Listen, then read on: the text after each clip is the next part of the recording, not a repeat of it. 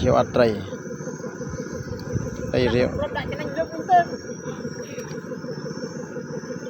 một làng mùi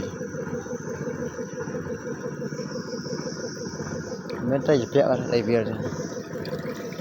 làm muối phi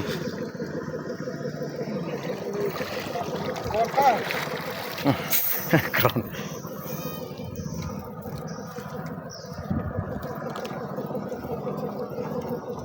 rồi lên thoát bong tre ban này